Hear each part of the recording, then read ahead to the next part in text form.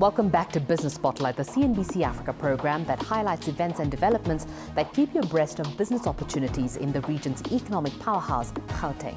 Now, the Italian Trade Commission has initiated an exchange program for officers of SME supporting agencies that will attend a 5-week course in South Africa and then visit successful SME businesses and projects in Italy. The Italian training course for SME development is nearing the end of its South Africa leg with a series of lectures from Italian experts in the various areas of SME development. CNBC Africa's Lionel Skink brings us more on the initiative.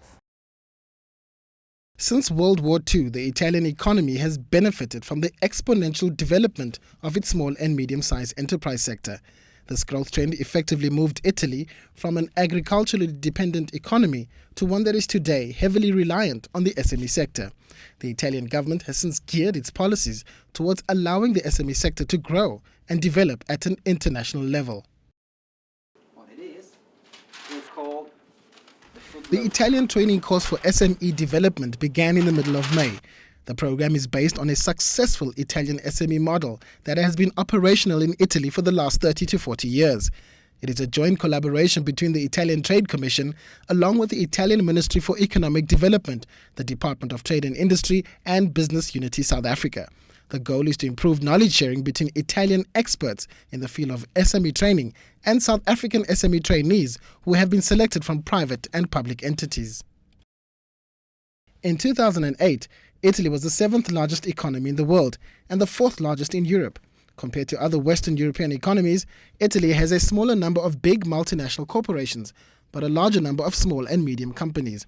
Even its famous brand names, those associated with the fashion, wine and automotive industries, have usually been small family-owned enterprises. The Italian training course on SME development hopes to achieve a similar vibrant and organized SME sector that would help South Africa achieve higher and more sustainable economic growth. Perhaps they may have to also learn the ways on how best to manage, to have appropriate controls to run their SMMEs. As you perhaps may know, in our own environment, some SMMEs are more sort of informal, are characterized, by less formalities in terms of control for funds, as well as management processes. So if they can be able, to have a clear grasp, and gather related information such that they can use them, to their benefit. The 5-week training course began with lectures on everything from industrial development to competitiveness of small businesses. Professor Umberto Trulli delivered professional training in the area of food safety and quality management. He says there is a definite paradigm shift among traditional food importing countries who now pay greater attention to quality and safety as opposed to pricing and profitability. Everything is changing in our globalized world. So changing in habits, changing population, changing in food culture. I can buy food stuff that come from all over the world. The problem is that sometimes some strategies according which the most cheaper food is the best, it doesn't work because we have been confronted with those kind of crises. Now the strategic point of view of excellent businesses operator is to manage relationship on quality. So the aim of our lesson, or my lesson in particular, is to transmit to attendees how important it is to build up a sustainable and profitable relationship.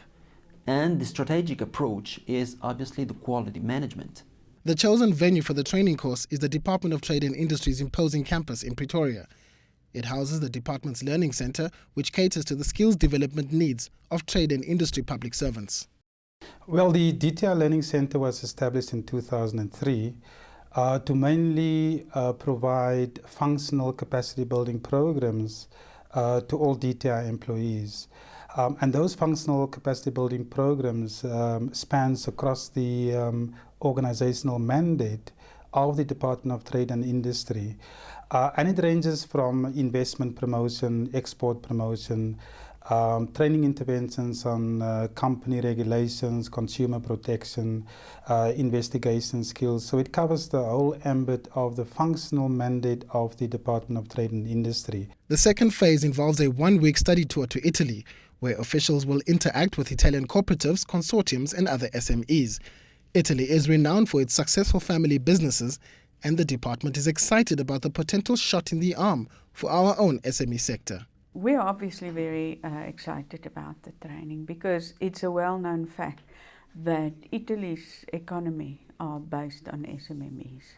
I think they're the one country who've been able to do that.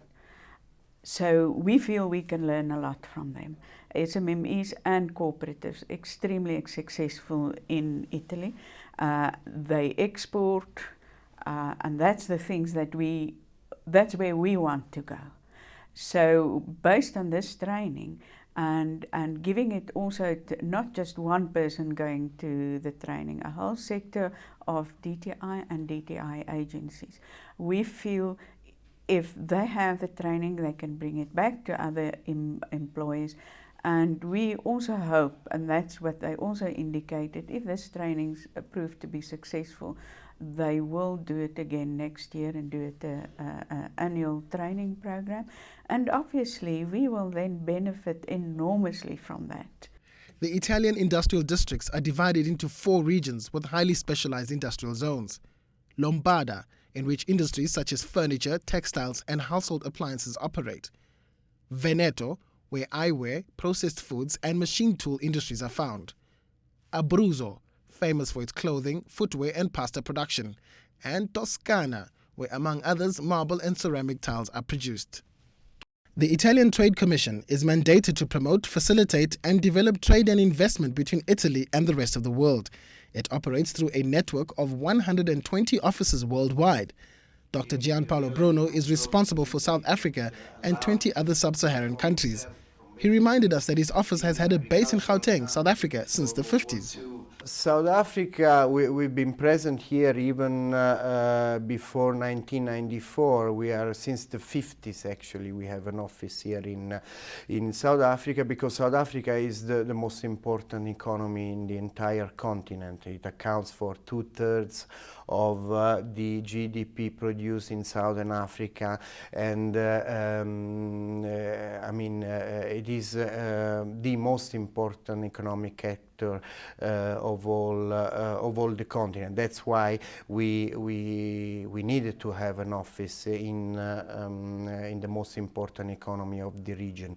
And while Johannesburg, of course, while Gauteng, because within South Africa, Gauteng is the most prominent province in terms of economic development. It hosts the core of South Africa, financial, industrial, as well as commercial centers. That's why we believe that Johannesburg is a strategic point for us to monitor all the economic developments in Southern Africa. Data on small and medium enterprises suggest that these enterprises contribute about half of total employment, more than 30% of total gross domestic product.